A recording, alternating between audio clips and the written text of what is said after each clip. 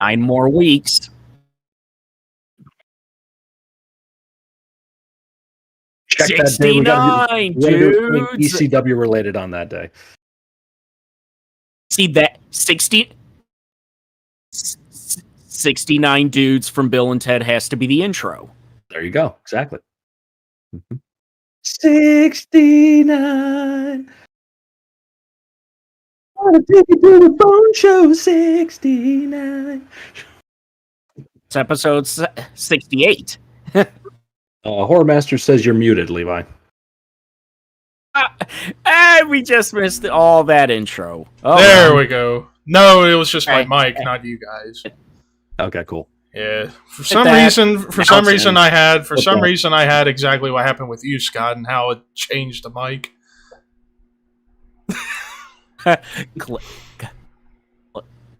Clip that shit. Yeah. All right. Well, welcome everyone to this episode of the Shadow Call podcast. Yep. So, 9 more episodes till we get to the big 6-9. But beside the point, a couple of things before we get started on this. Good thing and a bad thing. The good thing, I got this bad boy, ladies and gents. Yep. The old Intercontinental title. A belt I've wanted for years. Oh, welcome to the belt collecting club. There you go. Indeed. So, and right there, Scott with the belt, and 2 more. So that's the good thing. Bad thing, I got a rant. I got some things I want to get off my chest about a certain something I saw this morning. Something you saw this morning. And while I didn't say what it was in my Twitter post, plug an episode this morning, maybe these two will kind of figure it out as I go along. So, Here we go. So, I woke up this morning, got on YouTube to check what was going on, and what the fuck do I see? I see these reports about Jim Ross getting death threats over making a simple flub on commentary by saying WWE Dynamite, and he's getting death threats for it, and I'm just like, what the fuck have wrestling fans come to these days? I talked about this at length like a few years ago when with the whole Sasha Banks Paige thing that led to Paige having to stop wrestling and how people were sending Sasha a bunch of death threats. And I said it then, and I'll say it now, I'm not the biggest Sasha Banks fan, or at least I wasn't back at the time, but there's no need to be sending someone death threats over a simple mistake. Shit like this happens more often than you fucks think. You fucking dickless AEW fuckboys who don't know a damn thing of what you're talking about. It's no different than it was back then, and now it's happening again, and this time with Jim Ross. It's like, are you fucking kidding me? I mean, not everybody's perfect when they speak. I can attest to that, because everybody here knows I flub my words all the time, and I come up with the most... English is his second language. Exact gibberish is my second language, of course. But yeah, it's like... And the reason not just because it's simple to get upset over something like this, because it's like, how fucked up are these people to go this far to make someone feel bad?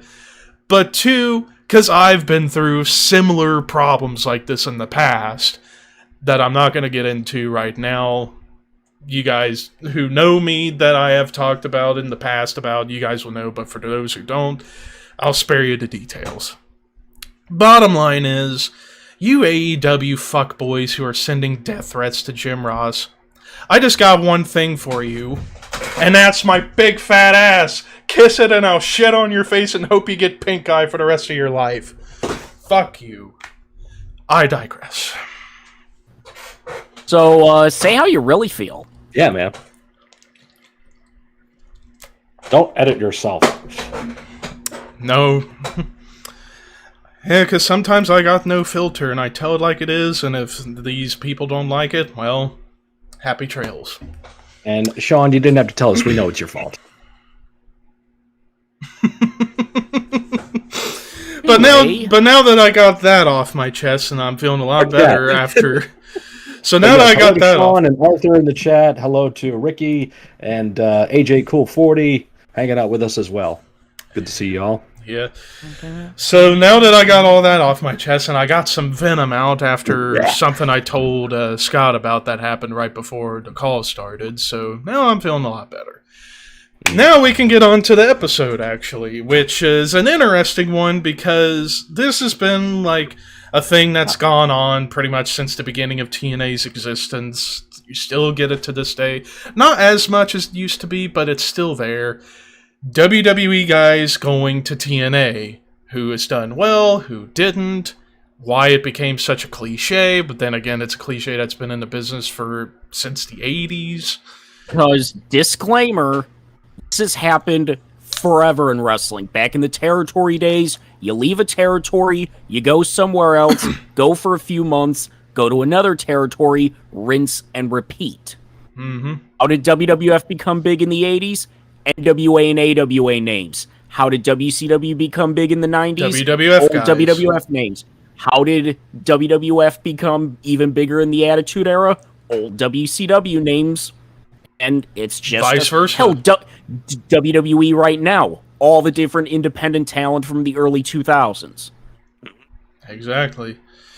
But the reason I wanted to highlight with TNA is because I feel like out of all the times of like guys going to other companies, I feel TNA is the one company that I feel suffered the most from WWE guys going over because of the certain talent they had that was establishing the roster of guys like AJ and Daniels and later on Joe, and how some of them may have suffered for a little while or never recovered because of the hype of a WWE guy. We'll get into more of that later on. So I figured a good place to begin is to go back to the very beginning, the very first TNA show, and James brought it up right before we went live, that the majority of the guys in the Gauntlet for the Gold Battle Royal for the NWA title was mostly WWF with a few WCW names. Because look who won the first Gauntlet for the Gold, becoming the first world champion in TNA history. Ken Shamrock. Former Intercontinental Tag Team King of the Ring. Jeff Jarrett was number one, and he's a WWE and WCW guy. So many other WWF Scott Hall, and WCW Brian guys. Lawler. Yeah. Vampire Warrior, Gangrel. Gangrel. Yep. Mm-hmm.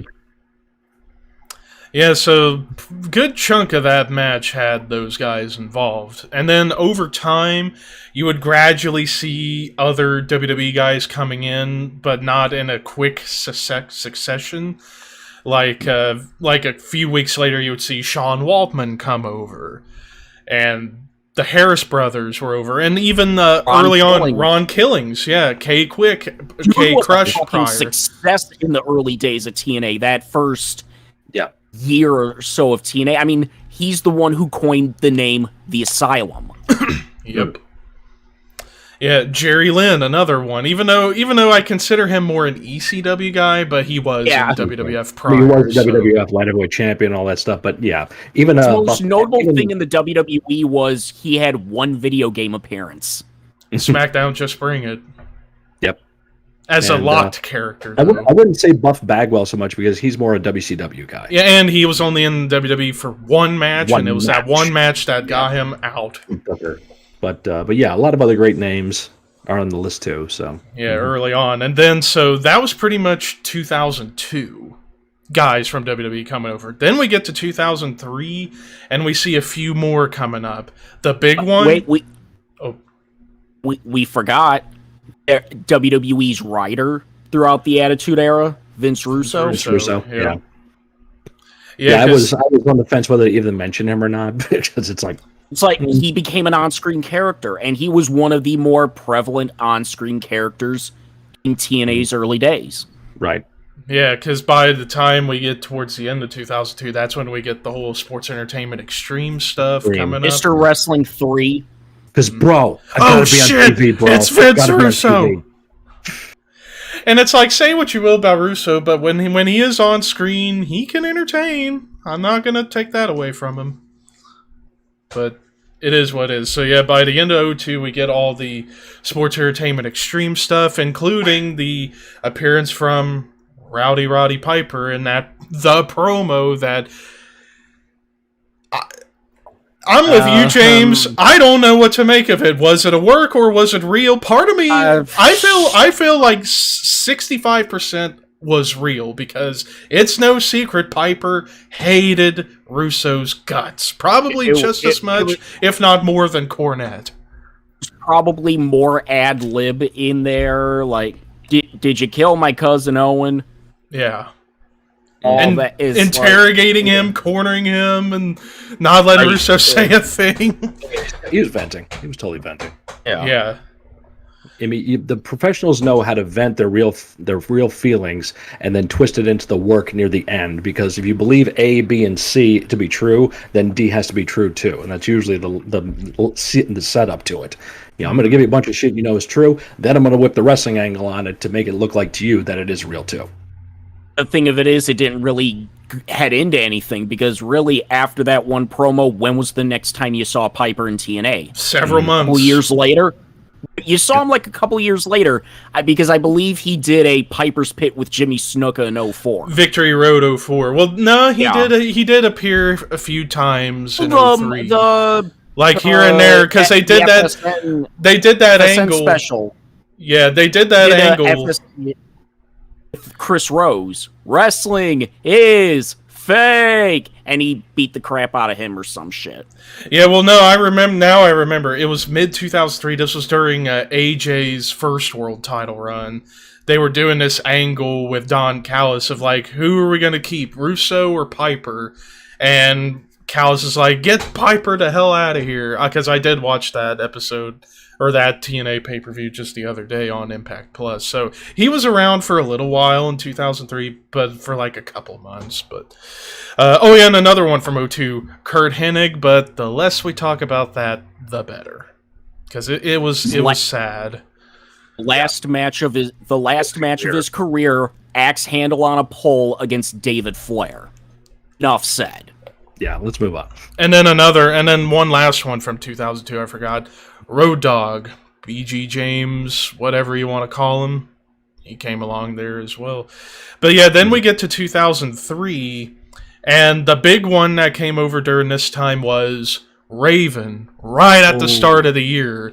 You know, after Jarrett going through a gauntlet match to retain the title, and then Raven comes up from behind, beats him up, takes the belt right next to the McMahon Fears Raven sign, and escapes with Russo. Keep this in mind. This was like a day or two after Raven was released from the WWE. He was instantly there. Like, you don't see that shit no more. No. Nope. I think unless they forget to extend your 30-day non-compete clause to 90 days, which they did with somebody we'll talk about later on. Yeah, afterwards. Like, this might have been the one where it's like, oh, we got to do more 90-day no-compete, because it was like right away. Yeah. Mm-hmm. Yeah, that was perhaps the straw that broke the camel's back when it comes to that kind of stuff. But then as we keep going along, then we would see Perry Saturn come in for a little while in 2003, along with even though not a WWE guy yet, but Sandman and a bunch of other ECW guys. Mike Awesome, even though he only had like 3 or 4 matches in the company, it just was not a great fit. And Dusty Rhodes even came over during this time and did a few matches, but most of all doing trying to become the new on-screen authority figure, neck and neck with Russo for about a year and a half afterwards. But yeah, 2003 was kind of a slow year, so to speak, when it came to WWF guys. Well, D'Lo Brown came over, and they tried to do stuff with him, tried to put him into the world title picture, and it just never worked out for him, and I don't really know why. Speaking of the world title, Raven should have won the fucking belt that year. Yes. You bring him in, and you have him lose. In the Jarrett special, pretty much. Good old Jeff. and fucking garbage thrown. A And that wild was when Jarrett Slapnuts was appeared. that was when Jarrett was babyface. Which, yeah, Jeff Jarrett babyface makes no sense. No, Stone Cold Jarrett. Was this also when D'Lo was doing New Japan? I know he made a run. Sometime in the 2000s, he was doing a pretty good run in New Japan. And then he came back to WWF briefly. Then he went back to TNA again. That's when the Aces and Eights thing happened. So I don't remember if he's in New Japan at this time, but he was having some Japanese success. So I'm trying to remember if it was in this time frame or not. This may have been like before he did that. But. Have to look that up. Yeah. And Arthur on Twitch with the AJ Cool account said he teamed and wrestled with AJ during this time. But yeah, it's like I think with D'Lo Brown, and he was an example of a guy that should have gotten more in TNA. He should have got a world title run. And really, when you think about it, the highlight of his TNA run during 2003, a fucking casket match with Sonny Siaki. Really? What a casket match of all things. I'm sorry, but casket matches should only be reserved for Undertaker and Kane. Nobody else should do it. Or if you want to go further, like Vampiro and Sting, but that's stretching it a little bit. I wouldn't just say Sting, because last rites. Yeah.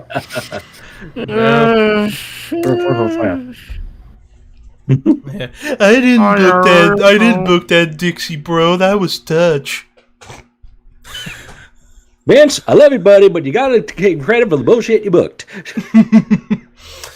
But as the person who booked the electrified cage. Yes. 2003, kind of a slow year. Oh yeah, and then one more. Shane Douglas, Dean Douglas for a cup of coffee. ECW. He was in WWF for like a brief bit in like 91 and then 95. So he had that early like 90-91 run, and then 95, and then he's ECW. Yep. Yeah.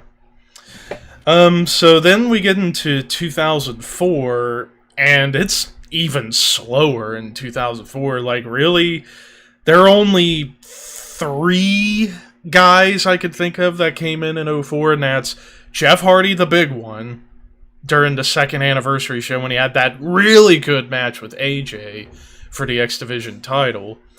And then towards the end of the year, you get DDP and Kevin Nash. That was pretty much it. Oh yeah, dig it. And Macho Man for 2 shows. Promo.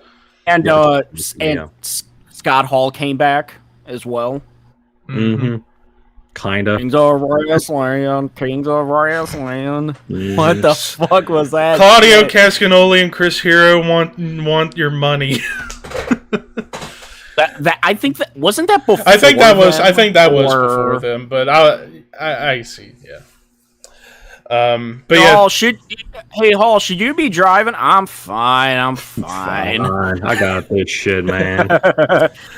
So yeah, definitely. The Flying to Graceland's a fucking awesome theme.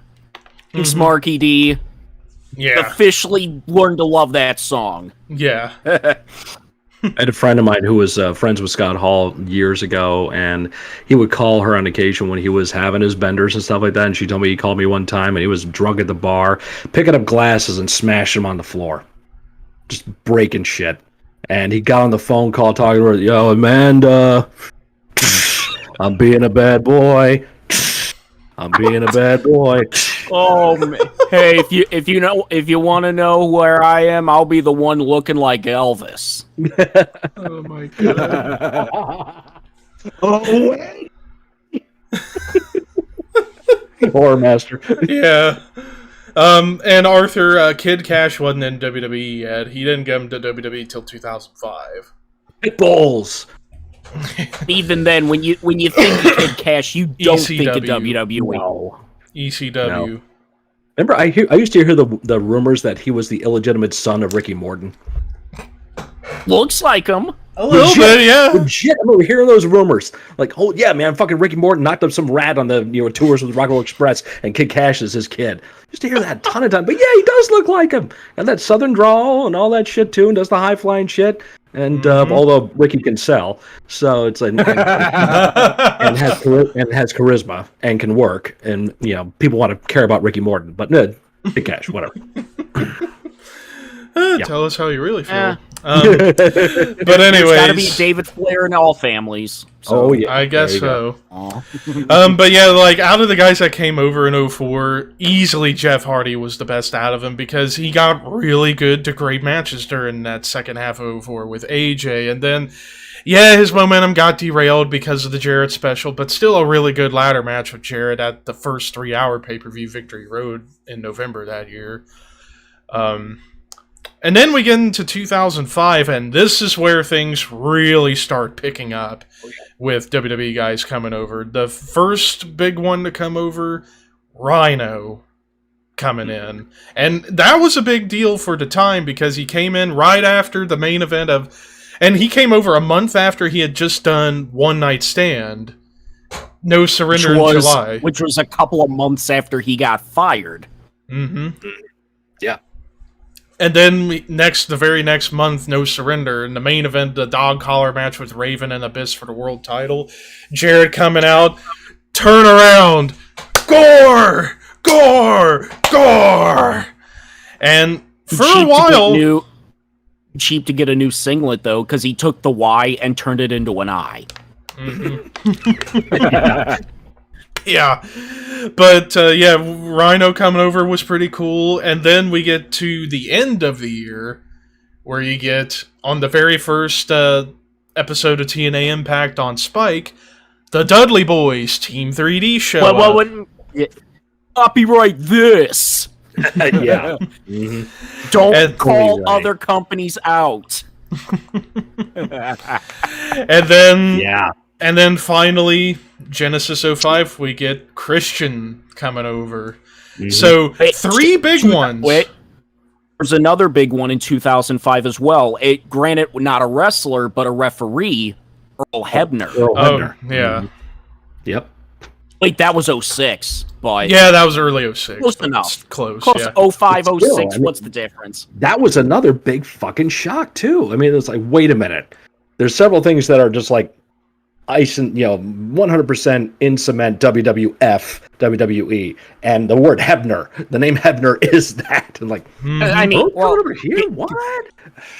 Getting fired for selling bootleg merch. I mean, there is that. It's not like touching Ring Boys. Just, you know what I mean? Wow. Escalated quickly. It really did. Anyways,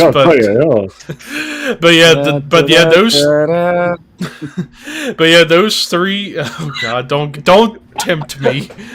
Don't tempt me to do it. 05 was a big year for WWE guys going over. Yeah, Rhino, the Dudleys, and Christian. And Rhino, up until he dropped the belt to Jarrett, fucking excellent. From July through Bound for Glory that year. Amazing stuff. To be fair, he wasn't even really supposed to win the world title. That was supposed to have been Nash and Jarrett that night. Nash got hurt, and then Rhino wrestled 3 matches in one night and won the title, and he dropped it. Unfortunately. And then as far as Dudley's, major success for TNA, winning tag titles left, right, and center, being in main event storylines even. And then Christian, gave his career a big shot in the arm after not really doing a whole lot towards the end of WWE. Yeah. And then we get to 2006.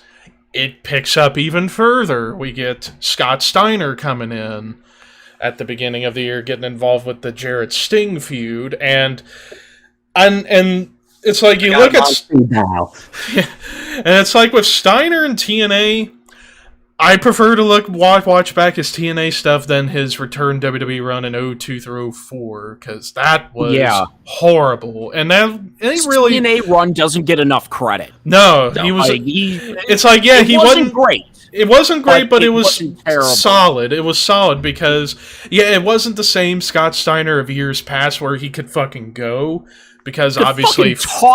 But the promos. I would listen to him read a phone book. And he would make it entertaining.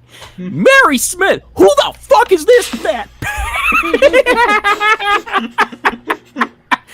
You almost made me did a spit take. 1245 5th Street. 12455. If you take those numbers and you add them up, you just go on a big tirade.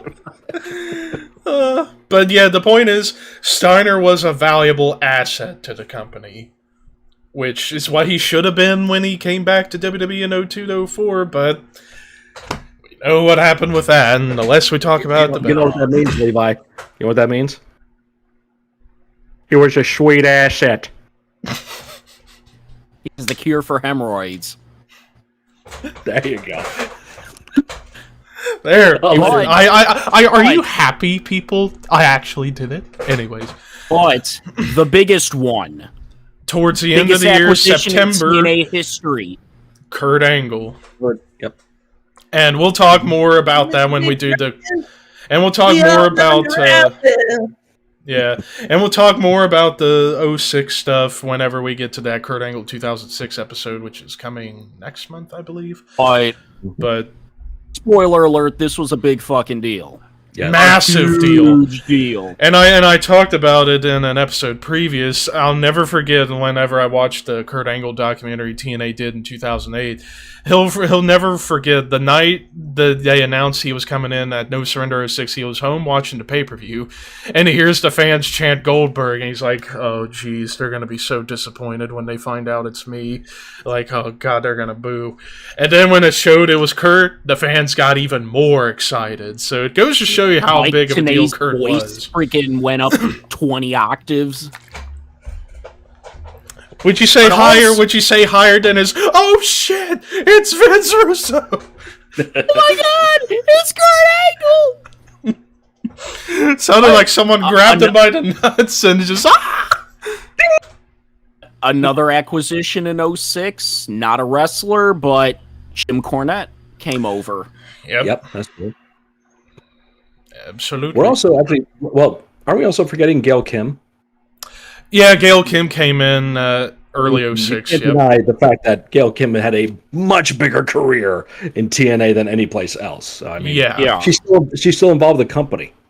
She's like a producer or some shit. Yeah. She was on TV recently with Deanna there, their champion. Mm-hmm. Yeah, I may be forgetting Christy Hemme, but other than doing ring announcing, that's all. Yeah, that's really it. Mm-hmm. She was the heel and against the male chauvinist baby faces. Which made all the sense in the world. We forgot Billy Gunn in 05, yeah. That's right, yeah. How could we forget about, Yeah, and you want to talk about like having... Levesque, high noon, at the Alamo! And I was gonna actually now that I remember now that you brought up Billy Gunn, when he first came in, it was like they had him like they could not figure out what to do with him. You know, they tried to have him didn't know what to call him.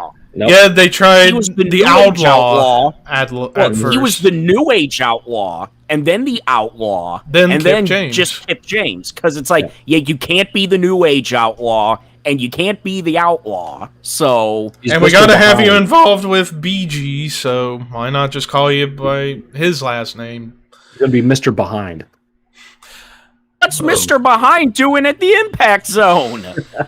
I'm a behind man. Beer. I'm a behind man. Beer.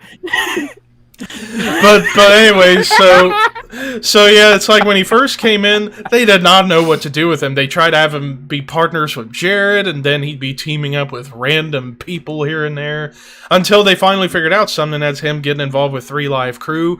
Eventually, at 1.4 Live Crew, leading to LAX and the James Gang going at it, and all this and that, and blah blah blah. But But after 2006, we get a hell of a lot more in 2007. In fact, the first big one, well, I say big loosely because he was big in size, but not big in presentation and status. Tomko coming over with being Christian's problem solver again. And then Test. Then Test or Andrew Martin, he was only there to be the third man in the Sting Abyss Christian's Coalition feud in the summer of 07.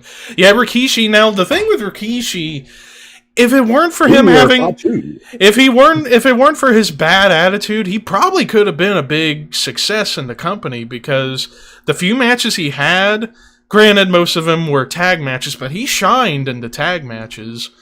It's Rick just Rude, Robert Roode, just until that happened, and that's really why he was gone, because of what was his problem with Robert Roode? What the fuck? And then the company didn't give a shit. Yeah, Amy. Yeah, Amy, motherfucker. And they're like, "Fuck you, you're a dickhead. You're out of here. We're taking you out of the tournament that you advanced." Know what the quiche is cooking? I'd be in the fucking Rock. Sorry, Quiche, but you are no Dwayne Johnson. Getting a paycheck, did not give a shit. Yeah. So if it weren't for his bad attitude backstage, he probably could have been a big name in the company going forward. But that's in another universe. So could have dropped a little bit of weight. Holy crap! It looked like he ate Rikishi. Oh, sorry. Wow.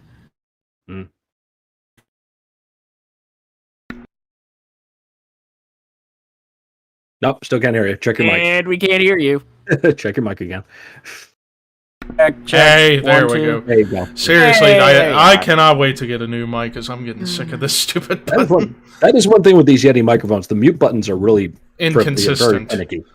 Yeah. The one that I got, the mute buttons, it's all good. There you go. Yeah. I don't press the microphone. Oh. What a piece of shit! But before we get to the big one, then we get another one, and that's Matt Morgan. Well, to be fair to Matt Morgan, up until they just kept wasting him, 2009, he had promise. Yeah. He had promise in 09, especially the stuff with Kurt. I'm gonna say it right now. I mean, I may not be the biggest Matt Morgan fan as a person because I find him to be a bit of a dick. He should have gotten the world title at some point. Somebody of his size, how the fuck did no company ever want to put a world title on him? The dude had the look. When you think of a pro wrestler, the look of a pro wrestler, he has Matt Morgan. 6'9", legit. 310, legit. Can pass the test. Highly intelligent. Communications major. Had everything. And he WWE can cut a decent promo. He can work. And WWE makes him a stutterer. Yeah. For what? And then he goes to TNA. Yeah, he's Cornette's boy. At first, he's from OVW. That's where he got his start from. Cornette's put him over so much. It's like... He was part of Tough Enough to begin with. He was the big, fat, chunky dude, at the beginning there. Then he went down there, got himself in great shape. Communications major, knows how to talk. They screw him over on WWE television. TNA gets him, doesn't know what to do with him, of course, and gives him a little bit of a run. Biggest mistake. It's start and stop. Yeah, they just kept stopping him. Same thing that they do to these kind of guys in AEW. Mm-hmm. He freaking steals Hogan's robe, and they do nothing with it. Have him lose to Sting in a T-shirt. It's like you would have thought after Bound for Glory 09 when he had that excellent match with Kurt, he was going to become world champion eventually. Mm-hmm. Nothing came out. They kept putting him in tag teams, and it's like, okay, he can do well in a tag team, but the cliche is he kept turning on all of his partners. Abyss. Granted, Crimson turned on him in the opposite effect. He turned on Hernandez. Just give him something! It's like... One of the times when Jeff was drugged out of his mind should not have been wrestling. He was wrestling Matt for the world title, and they didn't fucking take the belt off of Jeff. Yeah, that's an ultimate insult. Mm-hmm. But yeah, but the big one that came in 2007 towards the end, Booker T. And He's even admitted that was just a vacation for him. Yes. yeah, he was there from Genesis '07 through Bound for Glory '09. Roughly. But for the 2 years he was there, did some good stuff, particularly in multi-man situations. You know, main event Mafia, he was a good fit in that group. Brought back the King Booker gimmick, but more in the promos with the accent. Him on commentary with Kevin Nash was fucking great. That was good. That night of Impact, you had Booker T and Kevin Nash on commentary, Scott as the ring announcer. It was it's one of the best episodes of Impact ever. I'm trying to remember what episode that was, because I need to watch that back. I'll figure it out. But yeah, Booker T did solid work in the company for the 2 years he was there, and was pretty much in the main event, upper mid-card main event scene pretty much the entire time. Brought in the Legends title. He had his own belt.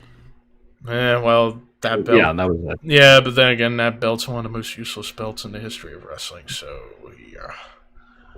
Because they kept changing it so many times. Legends title, TV title, King of the Mountain title. Just pick something. Global title. Just pick something. And it didn't mean shit either, so there you go. Well, at first it meant something. I mean, hell, you had a triple threat match for the belt with Booker, AJ, and Christian at Bound for Glory 08. At first it was treated well, but then they just kept changing the name of the belt, and it's like, okay, who the hell cares about this title? But it could have been a legit proper mid-card title to help elevate somebody to world title status. They never did it.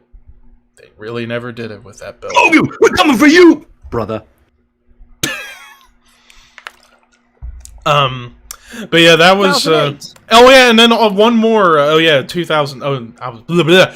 Why is my brain so everywhere? Now we get to 2008, and there's really two guys I can think of from 2008. Steven Richards, because they started using him with the Abyss stuff, which that was entertaining. Dr. Stevie. But the big one, even though way too late, Mick Foley. And it's like I watched Marky D's video looking back at Mick's time in the company. Sad state of affairs. Apart from the match with Abyss at Bound for Glory 09, skip Mick Foley's time at TNA. Just another payday. I'm going to talk about Twitter a lot.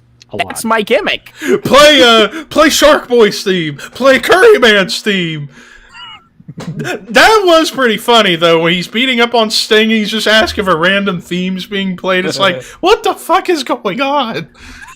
That was pretty funny, but apart from that and the Abyss match, yeah. He was world champion. Yeah. That's sink in. He was world champion in 2009, 9 years after he retired the first time. Mm-hmm. And that's desperation for ratings. Yeah. Falling back from a feud that happened in 1991. Yeah. Yeah. 2009, we get a few more coming over, but the big one that actually got a lot of success, but it was much later, Bobby Lashley. Mm-hmm. But at the end of 2009, heading into 2010, we got a big one. Three big ones. Hogan, Bischoff, and Flair. Mm-hmm. And then this is where now we get to that point in this whole discussion where it really became a big time cliche, because once Hogan, Bischoff, and Flair showed up, we see Scott Hall come back. We see Waltman come back. Then we get the Nasties. Yeah, the Nasties. Jimmy Hart, yeah. And then I got you guys a title shot. Yeah. And then the two other ones, aside from Hogan and friends, we get Rob Van Dam coming in. And it's like, to be fair to RVD, he was a big deal during 2010. He was always up there in the world title picture, got the title. And then the other one that, luckily, TNA did more with him than they could have done in WWE, and that's Mr. Anderson! Thank God they did shit with him after the suspensions and injuries in 2007 in WWE. Oh. Yeah. All the Hogan and friends, you're shocked that Brutus Beefcake didn't show up and win like the tag team title or some shit. I wonder if he would have got like the Lanny Poffo WCW contract where they hired him and they never used him. Probably. And then Jeff Hardy returned at the beginning of the year in that infamous Steel Asylum match on that Impact episode. First fucking match of your Monday night show, and it ends in a no contest. Homicide can't get out of the fucking cage. Send out Jeff to save this shit. Thank God we had AJ versus Kurt in the main event to save that night. Mm-hmm. Wow. Yeah. Didn't that show do like 1.9 million viewers? Roughly. Which is more than any show nowadays. It was their highest rating ever. Wasn't that their highest rating ever? Yeah. I mean, Ever. It's never been that high. It never will be. Nope. And that was supposed to compete with Raw. Which did like 3.4, 3.4, something like that. 3.6. Yeah. This is back when Raw was still doing good numbers. So, relatively at the time, it was like, Yeah.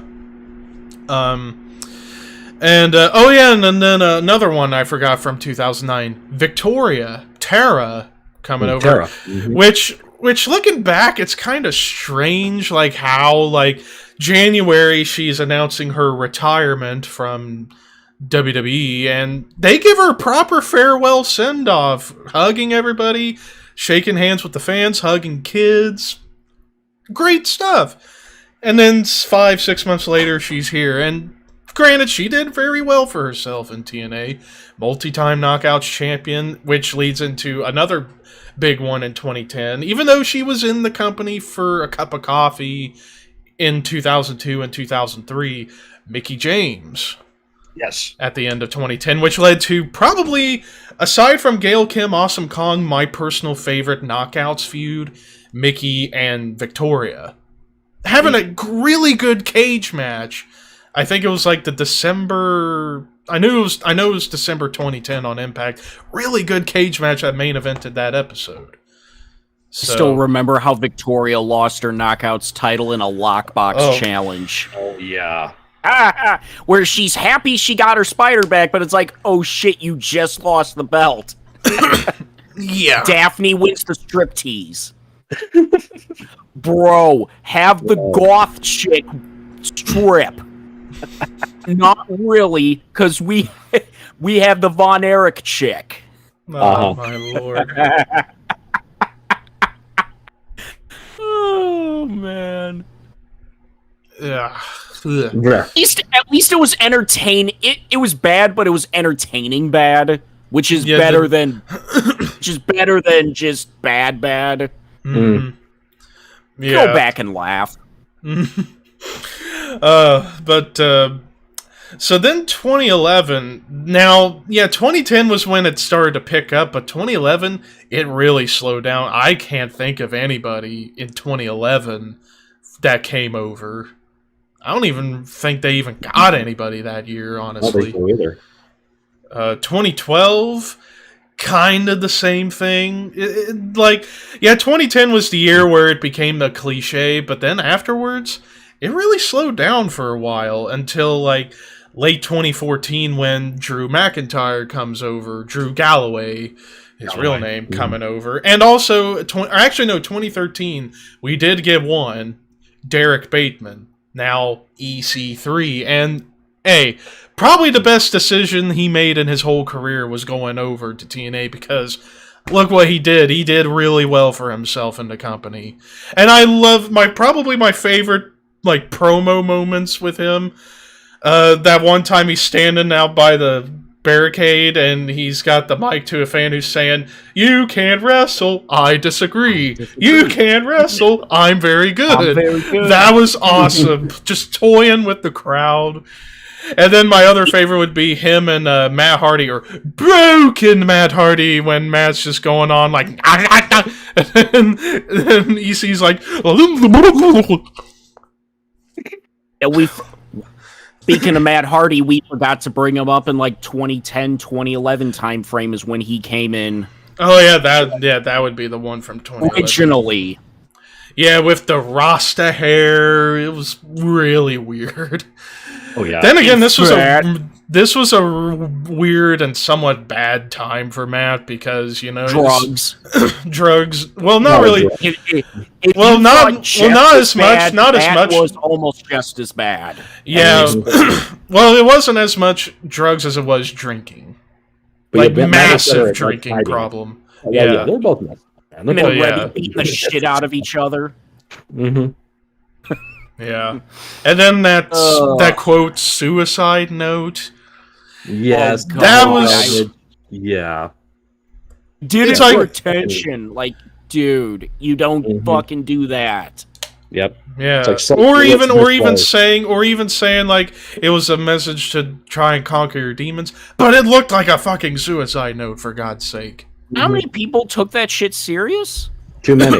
Yeah, I probably did. Especially with the wrestling business the way it is, the history of that crap. Like, Mhm. I mean, I didn't take it seriously. I just knew it was poor fucking taste on his part, because that's nothing to fuck with. No. That's not. It's like a goddamn abortion storyline.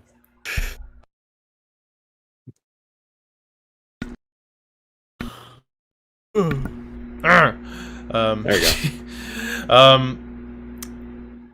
But yeah, Matt, that period, no. When he came in 2015, 2016, doing the broken stuff, that was where it really came through for him. But Right. yeah, and then so like after Drew and then Lashley coming back, and finally they're finally doing stuff with him after they did little to nothing with him in 2009 going forward until fucking 2015. quits the first episode of Impact on Monday night. It's like, I have more important things to do than wrestling. And Like, yeah, way to put over this company that first a lot, time on asshole. Monday night. I got more important things to do. Mm-hmm. But hey, luckily he came back and he fucking dominated the shit out of the company, including that time when he won basically all the belts, and he chose like, don't want that one, don't want that one, I'll keep this one, fuck this one. And the every belt Beatdown but the tag Clan, belt. the Beatdown Clan with MVP coming over too. Yeah, the Beatdown Clan, the original Hurt Business. Oh god, that group ended one of the worst possible ways possible. Everybody got fired. Yeah. And it's like, yeah, like the Beatdown Clan, good group for the time before the ending, MVP, Lashley, wasn't Kenny King in there? Yeah. Yeah, That's when Joe Kenny fucked over ROH. Yeah, Joe was in there for a while as well. So, yeah, you had some solid people in that group, and it was good for a bit. But yeah, the way it ended, like, why? But he gets fired or can't be on TV for legal reasons. Like, Hernandez got signed, did a taping, but it's like, oh shit, Lucha Underground still owns his rights, so can't use any of this. Like, they had to chop up episodes of Impact and take out everything with Hernandez. Like, nice going, MVP. You're the one that vouched for him. Mm-hmm. But, yeah, so then after Drew and Lashley, then it started to really slow down until this past year, where now we see Heath Slater over there, Gallows and Anderson, Zack Ryder, Kurt Hawkins, RVD was back for a short time, Ken Shamrock was back for a short time, Sami Callihan. Midlife Crisis Rob Van Dam was fucking great. Mm-hmm. Yes. Yeah. His girlfriend and the girlfriend's girlfriend, and yeah. So Kicked off basically, TV. Yes. so basically, he was Peter Steele. Oh yeah. Mm-hmm. Oh man. Minus the pricing. Yeah. Oh yeah, Del Rio. Yeah, I forgot about him. But the less we talk about him, the better. Alberto! El Patron! Mhm. That big nose, big nose pussy, big nose pussy. See. Wins the world title and gets suspended. Yeah. I don't know which is worse, that or RVD having to lose his titles due to getting pulled over just 30 minutes down the road from my house. Del Rio's was worse. Yeah, Del Rio's is worse. Way worse. Now he wants back in WWE. Was this same time when Paige was like all over his ass, or was Yes, that was the reason. That was the reason. Right. Yeah. I forgot that. Suspected abuse she was or just some like, shit. what the hell was her problem? I mean, goddamn, it was a hell of a rebound. Bad time in her life, bad time in everybody's just. Yeah. Mm-hmm. And Paige, I'm sorry, but you need to grow better taste in men. I'm sorry, but the taste in men you have is awful. Go back to women, Paige. Go back to women. Or hey, back to Xavier Woods. Or Brad Maddox. Brad Maddox. Oh. Take them both. Take them both. He takes them both. She's hardcore. She's That's hardcore. She's hardcore. She's hardcore. There Bang, we bang. Oh boy. Bang bang. So now that we've pretty much listed pretty much every one of them, now to the other part of the discussion of which ones did well and which ones, well, out of the ones who did well, right off the top of my head, Jarrett easily because it's Jarrett. That's one. Yeah, it's a slap nuts. Yeah, Kurt. Yep. Christian. Yep. Mickey, Victoria, Lashley, Drew. Yep. 3D, yeah. Yep. Killings. Jeff, Matt Hardy, Jeff Hardy. In some cases. In some Jeff, cases. I mean, Truth. Let's face it, with Jeff, there's one thing that he did there that supersedes everything he ever did there, and it's not good. Yeah. Let's be honest here. Yeah. That was bullshit. I agree. Oh God, and I just realized there's one I completely forgot about, and for good reason. He was there in 05, then went back to WWE, then came in 07, early 08, then gone again. Dustin Rhodes, but yes. Oh meow, God. meow meow meow meow meow meow. Meow meow meow.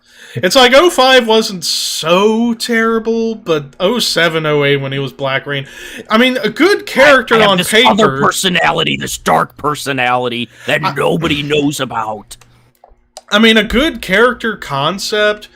And Dustin, if he was in better shape and wasn't on the drugs, he probably could have pulled it off a lot better. But, bad. You want to talk about a bad time in someone's life? Don't say Black Rain to him on Twitter. He will block you.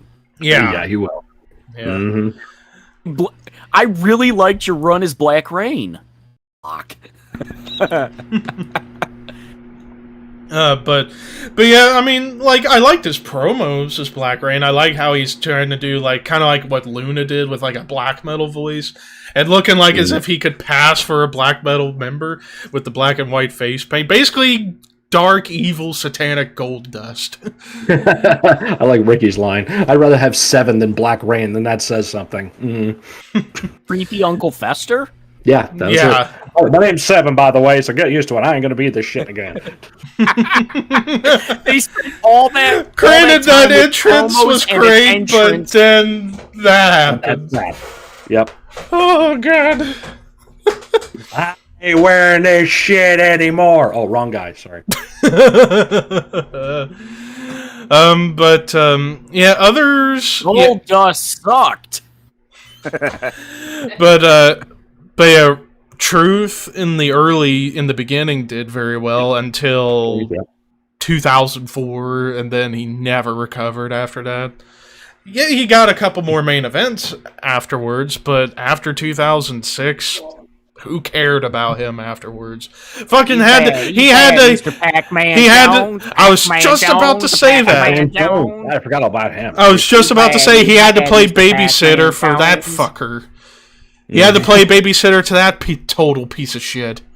Fuck you, Pac-Man. Made it work. Made it work. He made it work. He made it work, but still, like, after fucking Pac-Man and the shit he did in that Bengals-Steelers game with Perfect, he can go fuck off. You fucking cost the Bengals a chance to finally break the playoff curse and not making it past the wild card round. That was Perfect's fault because he's a Perfect, definitely it was his fault, but Pac-Man did not make it any better.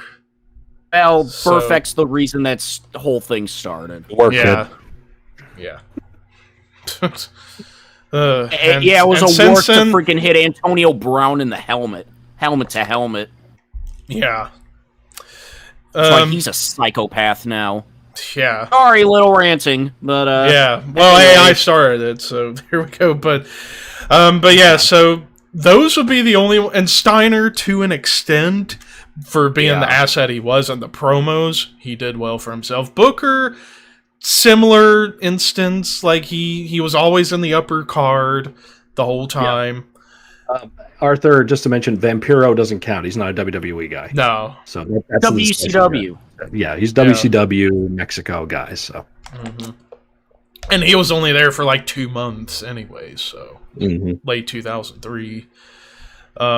But yeah, those would be the only ones. Raven to an extent as well. If you count Raven as a WWE guy, which is really pushing it. I always see Raven as an ECW guy. Yeah, I've always seen it like that. So still held the most hardcore titles.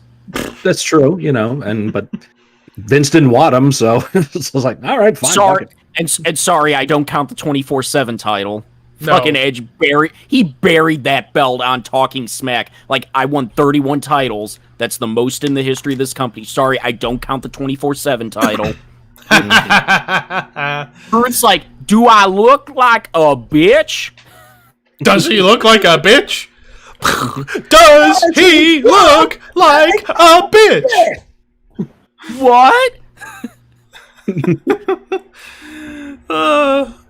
Well, Larry Zbyszko, he was only there as the on-screen authority figure, and he was WCW anyway. WCW. He was the last time he was in the WWF was early 80s. 82. He was feuding with Bruno, and that was before 82. National TV. And then he left the company, and then AWA, WCW, Journeyman, all that stuff. So. And I think of Larry Zbyszko, I think living legend on commentary. Yep.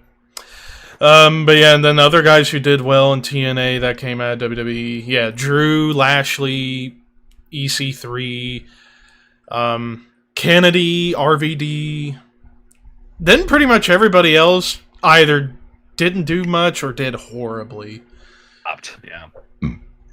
Like fucking Brian Lawler, they have him do a fake heart attack angle and he's clutching the right side. Really? Okay. Stupid shit. Mm-hmm. Or Shadow. Sorry. Oh, God. Yeah. Anyways, moving out of that. So if we had to Jerry's kid.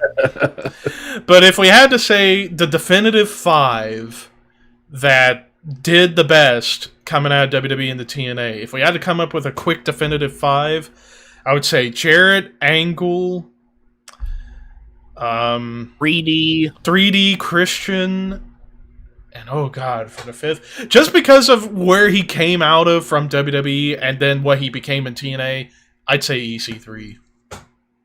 Because look at where he went from being a nobody in WWE, comes into TNA, and he's one of their big stars. Like, talk about a huge career trajectory.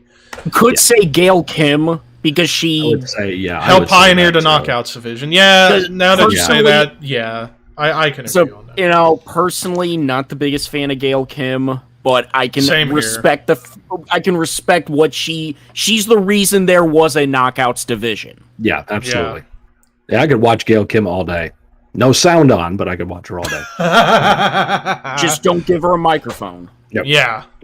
And leave her husband back in the kitchen. Yeah.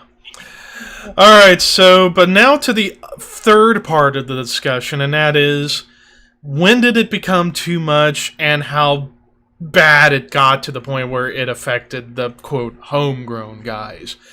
And when I talk about this, I'm mainly talking about one particular moment in time and one particular guy, and it's a guy we talked a whole episode about, Samoa Joe. He was hands down the one guy that suffered the most from WWE guys coming over, because the timing, and we talked about it during the Samoa Joe episode. It's like, yeah, it's awesome. You got Kurt coming over, but why? I get you want to strike while the iron's hot with Angle versus Joe, but as we said, they should have waited till Bound for Glory to next year, and they could have probably got 100,000 plus pay-per-view buys, done the end of Joe's streak then. But when you end his streak, yeah, he did somewhat recover by getting the belt, granted, 2 years too late, but at least he finally got the belt. But then after he dropped it to Sting, he was directionless. You know, he kept turning heel, turning face, turning heel, turning face, joining this group, leaving that group, joining this group, leaving that group. He, in my opinion, is the one guy that suffered the absolute most out of this. Monty Brown says, "Hold my drink," because Monty Christian coming over fucked over Monty Brown, because Monty was supposed to be the one to beat Jarrett. Yep. Then Christian came over, beat Monty, took his spot, and it was over. Granted, it was over. It was over I was about to say it was way but, over beforehand. Yeah. But when Christian coming over was the nail in Monty Brown's TNA career. Yeah. Yeah. Because, like, really after that, Monty's only other big high-profile match he had was that triple threat with Rhino and Joe. Which, good match, but that was really it after Against All Odds that year. Dude should have been world champion twice. Yeah. I love how it's like Jared on his podcast puts him over. It's like, okay, why didn't you put him over when it fucking mattered? Yeah. Yeah, he was a great person, great talent, great this, blah. Okay, then why didn't he ever become world champion? I just don't know what happened. You did, Jeff. The Jarrett special. Uh-huh. Well, yeah, I mean, but the only reason I would say Joe over Monty is because with Monty, it was a year and a half. With Joe, it went on forever. It felt like we were watching something we loved being slowly sent down a thresher. You know, whereas with Monty, it felt quick. With Joe, it just felt like an eternity. Also, there was a period where Joe just started acting less motivated. Yeah, and to be honest, look at Joe at the beginning and then look at Joe at the end, it's like, yeah, somebody lacked motivation.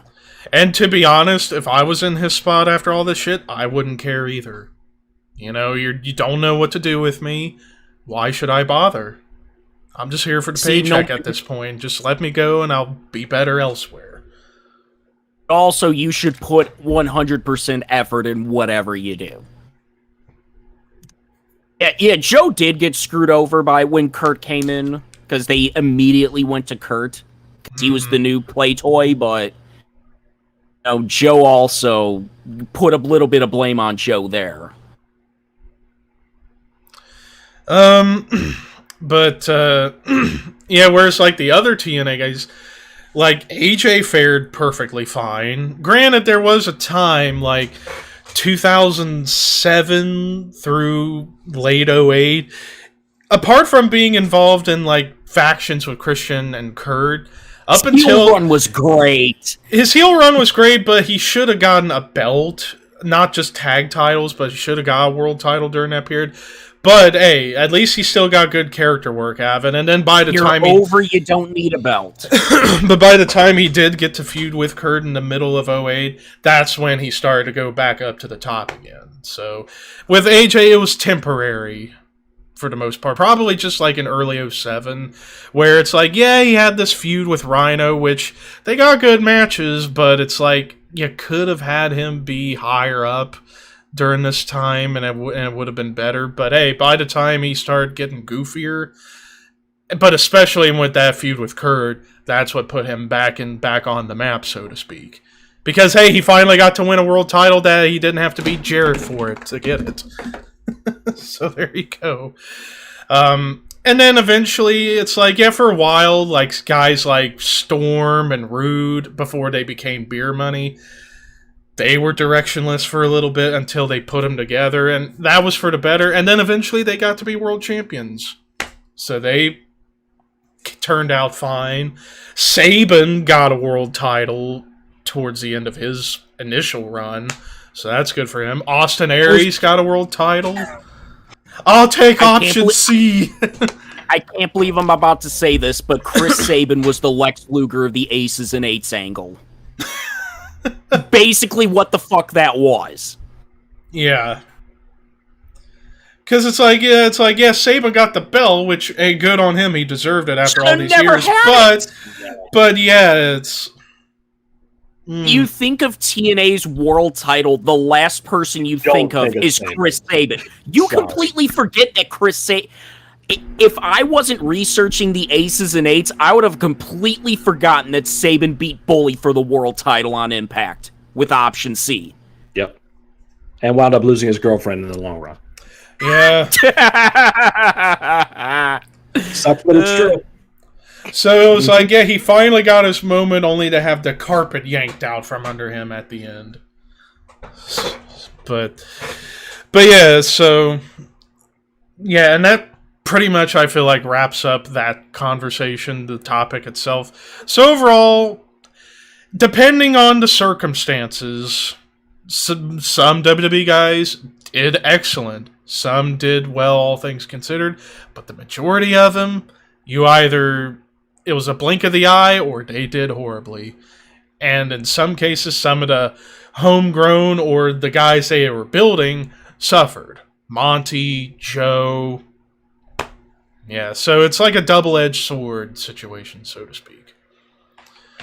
But hey, now we got AEW to have to complain about this now.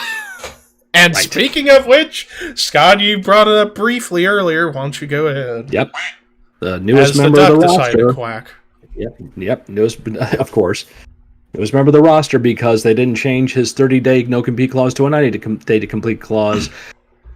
It's Tommy End. No, we don't know his name. No, it's Tommy End. No, we don't. No, it's Malachi Black.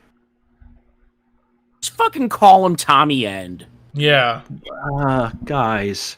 It's like, can you not get your shit straight? I mean, it's one thing for JR to accidentally say WWE Dynamite and him getting death threats, but it's another thing, like, if you're going to debut a dude, get the fucking name straight, for God's sake. Or for Satan's sake, whatever you want to say. Jesus, fuck shit, come on. It's ridiculous. I do respect the fact that he's keeping kayfabe alive with the eye. Yeah. That's true. Yeah. So, I'll give him a thumbs up on that. And then Cody beats him in his first match, or his first big match. Cody beats him. Because lol. Yeah, and then, like, Andrade just, like, debuted, and then we're going to throw another guy in there right away. Take your time with this shit. Ow! Pain, agony. Fucking AEW, their goddamn bipolar bookie is killing me. Tony Khan, Booker of the Year. Hear about that bullshit with him on Bully Ray's podcast? Or not the podcast. Oh my god. Oh my god, dude. Wow. Defensive, can we say? Nobody can take criticism. Nope. No. That's the world we live in today. Like, I'm shocked Bully didn't be like, listen, we're not talking about other shit. We're talking about this subject right the fuck here. Mm-hmm. Yeah, your 20 count. We don't do that. No, we don't have a 20 count. That's Japan. We don't have that here. Other important things to do, talk about the card. Mm-hmm. Okay, Tony seems like a good guy. Seems like a good dude. Not cut for the wrestling business. Nope. Just provide the finances and get somebody else who knows the business to run your fucking show. Mm-hmm. Dear world, Daddy said sell. Sign Tony. And he means sell the company.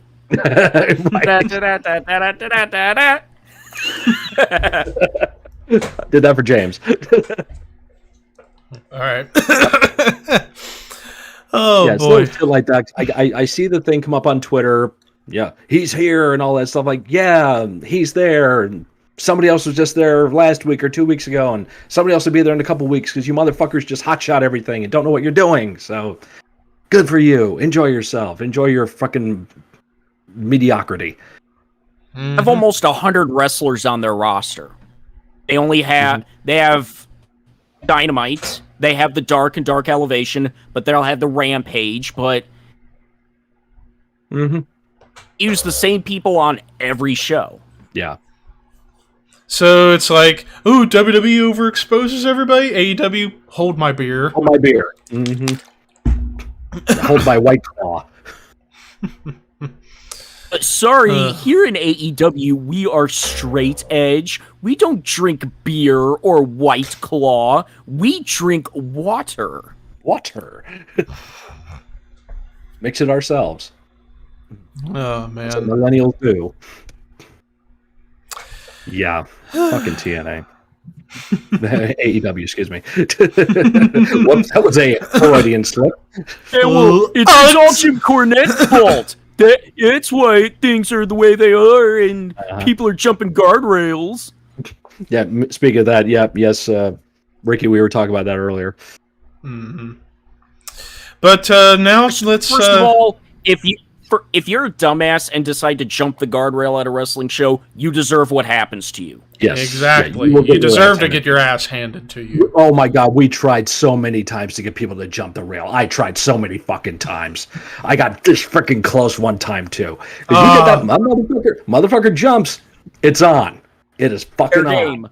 Okay, you are done because it won't just me kick your ass. Everybody in the ring's gonna jump on you, and everyone in the locker room's gonna come out too. But oh my God, there's several of us that I've had friends like, oh dude, I almost got one tonight. Really, what'd you do? Oh, I started doing this and this and this. Like I did the promo and I started ranking on the guy. I'm like, Did you get him? I was like, no, motherfucker. It was always like this personal thing because we heard those stories. We all heard those stories about the fucking. From Cornette working for the Mid-South from Bill Watts in Louisiana and the riots that would occur there and just the nutty shit that would go on. It's like, what that? One of my favorite guardrail in my lifetime is the one on Nitro and Mark Curtis took down the fan. And he gained the name Shooter. And the smallest referee in the world took him down. Yep. When he would do that, when Earl Hebner would get in there, Earl Hebner also would get on guys too that try to jump the rail. Yeah, all that shit, man. Yeah. And the one time I had to escort somebody out of a Ring of Honor show because Punk got right in his face, and the guy tried to jump the rail and get at Punk, so we all had to try him out. I've told that story before, so I won't reenact it. But, that was fun. Just don't be a dipshit at a wrestling show. Nope. Yeah. Say anything you want. Just say it on your side of the guardrail. The minute you go over, you're done. Just like Ricky says, once you step on sacred ground, gloves are off. Yeah, that fucking wannabe Rastafarian piece of shit at Hall of Fame 2 years ago. Yeah, fuck you. There was no guardrail there. Yeah, and that's why... And that's the reason why. Great idea, guys! Yeah, great idea to have it be in the middle of the fucking ring and have no... Yeah. Fucking... that's why I'm hoping that next year when they... That's why I personally wish they would just not have fans anymore at the Hall of Fame after that, because it's like... One person ruins it for everybody. Exactly. Just have the boys.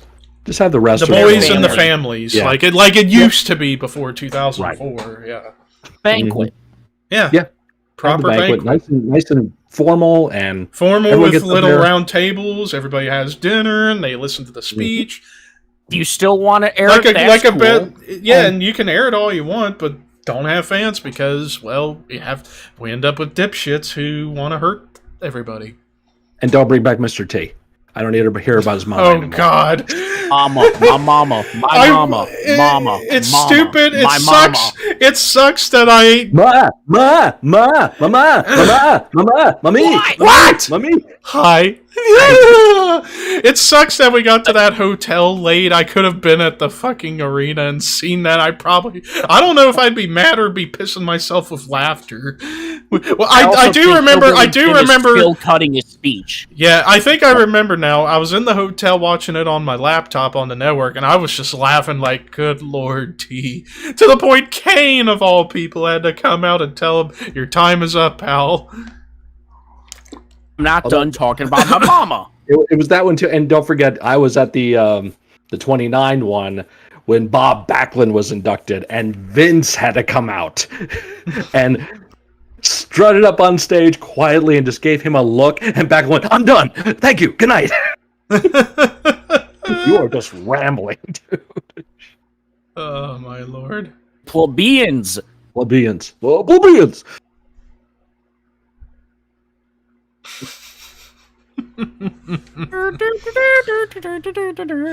And whoever forget him walking towards the rope, and he slips and falls on his ass.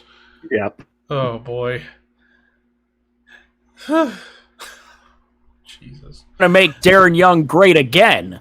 Mm-hmm. When was he ever great? That's my question.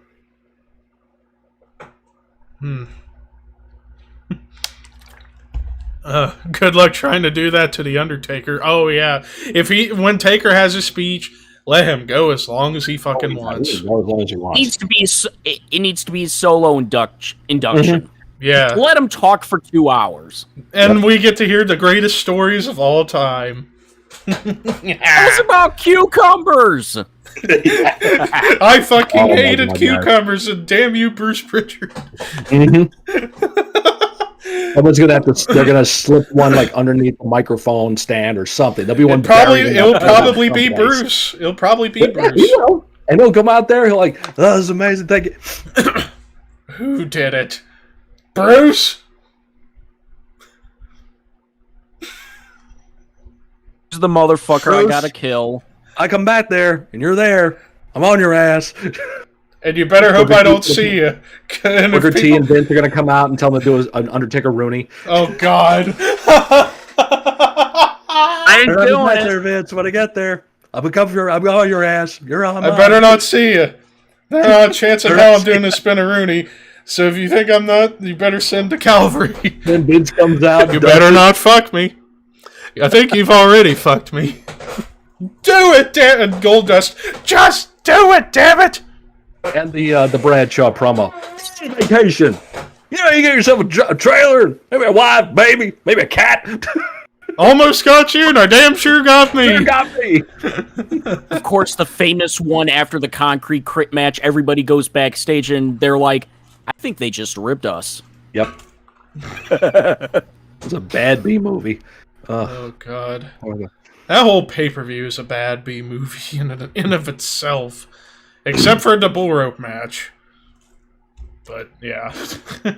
Oh, Undertaker, why'd you do that, Undertaker? It was leaked earlier in the day that was going to happen. Yeah.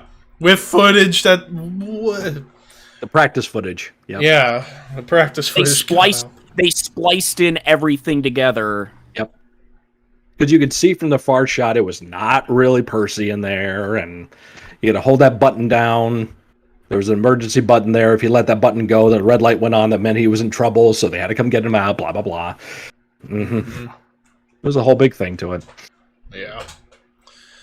Oh, illusion.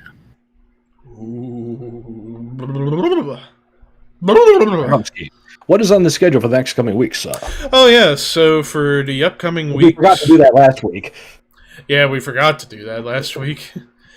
So, yeah, next week... oh, yeah, one of the most underrated Attitude Era pay-per-views, Fully Loaded 2000.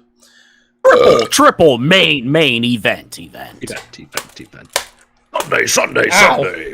That actually hurt. Ouch. Jackass. Hooer.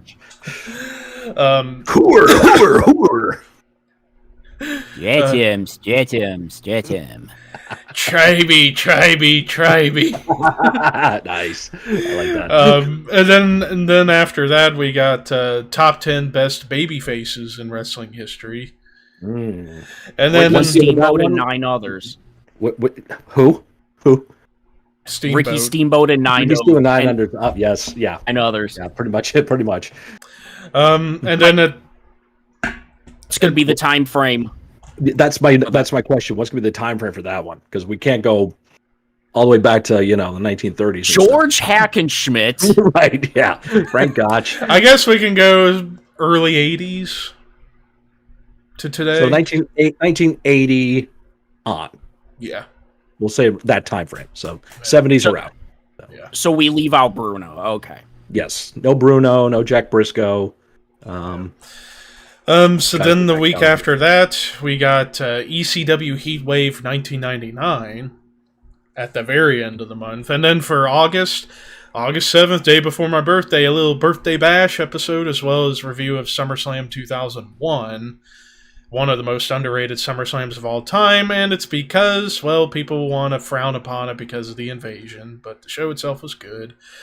Then discussion about gimmick pay-per-views, why some work, but the majority of them have not, and how it kills the value of the match that it's based off of. I'm about to spew venom, but you'll have to wait a month for the rest. Hold that venom. Then the week after that, we got the review of SummerSlam this year, since that's happening on a Saturday night, so we'll be here on a Sunday afternoon, the day after, to talk about that. And then at the end of August, top 10 best heels in wrestling history.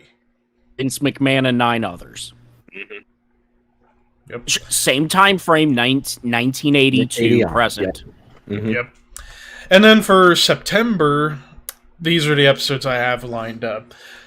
The first week, ECW Anarchy Rules 1999. Then the Kurt Angle. What week is episode 69? 69.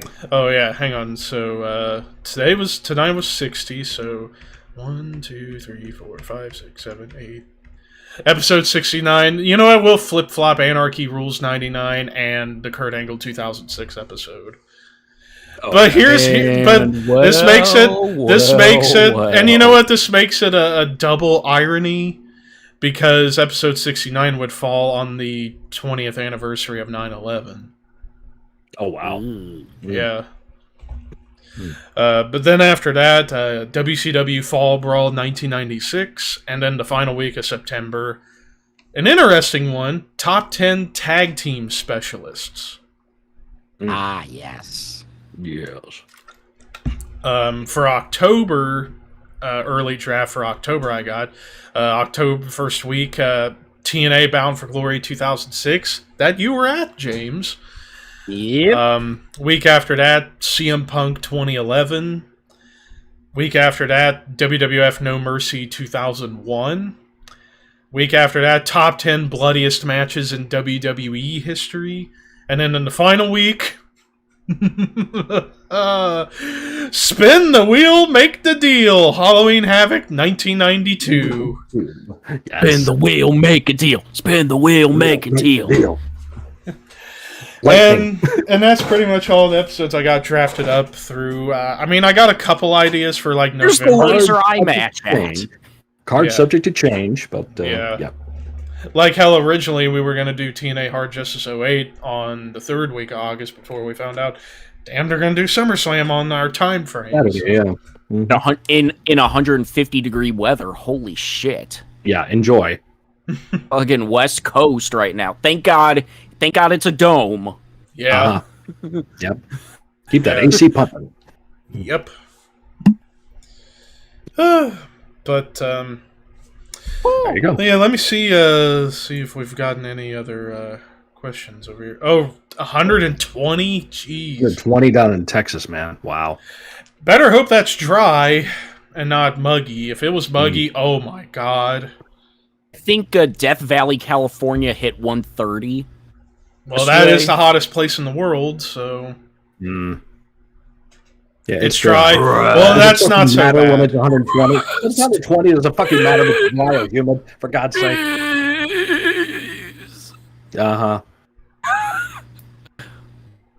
Water! I need water! Air is not good, Patrick. Air is not good.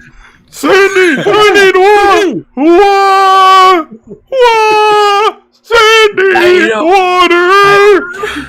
I don't need it. I don't need it. I don't need it. I need it. Why don't you do anything? Oh, jeez. What place is this? Anyways, All right, I see a question Ricky asked earlier. What if instead of one person inducting Taker, what if it's 5 guys saying something? They already kind of did that. They did like a round. They did thing. 3 for Eddie. It was Yeah, Chavo, Ray, and Benoit. But I'm talking about like for Taker, they did like a special about him where it was Austin, Michaels, Triple H, Bradshaw. Yeah. I think all those guys talking about him anyway, telling stories and stuff. So I mean, it's kind of already been done in that respect. There's only one person to induct Undertaker, and it's Vince. Yeah. Or in fairness, Bruce too. As brother love. I would like to introduce to you Brother Bearer, Paul Bearer. Paul. Say, you're scared of my Undertaker? Oh, I wonder why.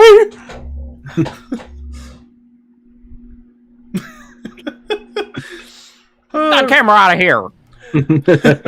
Get away from here. Has anyone seen the Undertaker? Let's figure it out.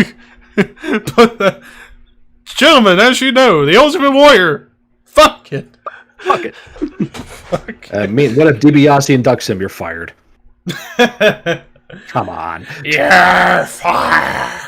Mm-hmm. What about the fake Undertaker inducting Brian Lee? Oh boy. And he dresses up as Undertaker. Oh, because he always impersonated him. Yeah. He should come out to accept the induction first. Oh Lord. Then Taker takes Lord. That'd be the biggest rib ever. I'm sorry. No. Hold on. Rebooking. So fake Taker, Brian Lee comes out to accept the induction. Kane comes out and takes him out, and then puts the urn back up on the podium. Sorry about that. Boom. And then here comes Taker. Jeez. He can't fire me because I'm a moron. Okay. I once had it's just Terry Funk. Yeah, Terry Funk should induct him. Like, I've never wrestled this big, tall drink of water. He chokeslammed me out of my damn shoes when he almost killed Mick Foley. But that's why he's being inducted in the Hall of Fame. Because if anyone should go in the Hall of Fame, it's for killing Mick Foley. Clip that. Oh God. I love him like an ugly brother. Oh boy. Well wishes to Terry. Yes. Yeah. Don't know what the hell's going on, like you said earlier. Yeah. The fact we don't hear about this stuff with Dory is weird because Dory's older. Yeah. And it's like, Dory still tries to fucking wrestle. Isn't he, 90, 150-ish? Yeah, he's in that range, yeah. Yeah, his social security number is 2. Who's 1? A guy I work with, his name's Harlan, older than dirt. Inside joke. Oh boy. Well, you know what? I think that's a good place to wrap things up for tonight. So, reminder for next week.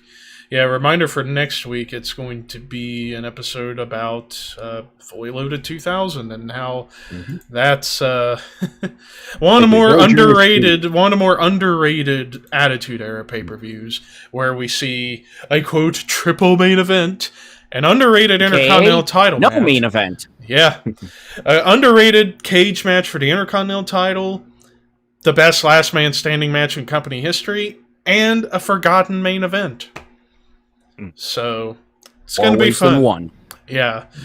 So that's going to be fun to tackle. But before we go, it's plug time. First and foremost, subscribe to the Shadow Cold YouTube channel. If you haven't already, please, let's get to 100 subs. But Scott, your turn. You can find me on my YouTube channel, It's Mr. Scott, where I do reactions, reviews, and all kinds of other fun stuff on there. You can find me on my Twitch channel, It's Mr. Scott, where I jam out. I tried doing gaming today, and what a freaking disaster that was. Apologies to anybody that stopped in there for that horrible stream I had going on there. But yeah, he was there, so was Butterfly, and so was Wiccan. But yeah, so learn my lesson on that one for the time being. So I mostly jam out on there on my base and talk to people on there. I'm also on Twitter and Instagram, other It's Mr. Scott. And you find me and our good friend Walter Ball, who once again cannot be here today. It's his wife's birthday. Happy birthday, Jennifer. Love you. And he's taking care of her tonight in more ways than one. And you can find Walter and me as part of the Necrocasticon Horror Metal Podcast. Comes out to you every Monday via the Project Entertainment Network. And with our good friends Tom Clark, Skip Novak, and Dan Roberts. And Walter's on Twitter at YourWaltBall and on Instagram at Smokin_Walt_Ball. James? You can find me on my YouTube at We Are Pro Wrestling. This past week, I did an episode on Hulk Hogan and WCW 1994 through early 1996. This coming week, Hollywood Hogan. From July 96 all the way to July 2000. You can follow me on Twitter at WAPW_wrestling. And finally, you can subscribe to me, ThrashManiac99 on YouTube. I'm almost to 3,100 subscribers. I don't know, I just hit a sudden surge in subs over the past few weeks. I did too. I'm like 43 short at $2,000. I'm like, what the hell? So there's that. You can follow me on Twitter at ThrashManiac99, even though my Twitter is dead. You can follow me on Instagram at ThrashManiac_YT. And finally, you can follow and or sub to my Twitch channel, ThrashManiac99. And speaking of the Twitch side of things, we're going to raid Pixie Lament Butterfly since she's still on. So go show her some love because she deserves it all. And you can catch her. You can catch her and I, as well as Ricky and a couple others, for the Horseman podcast tomorrow, where we will be discussing Behemoth the Satanist. But until then, horns high, and have a nice day, jackasses. Sweet ass.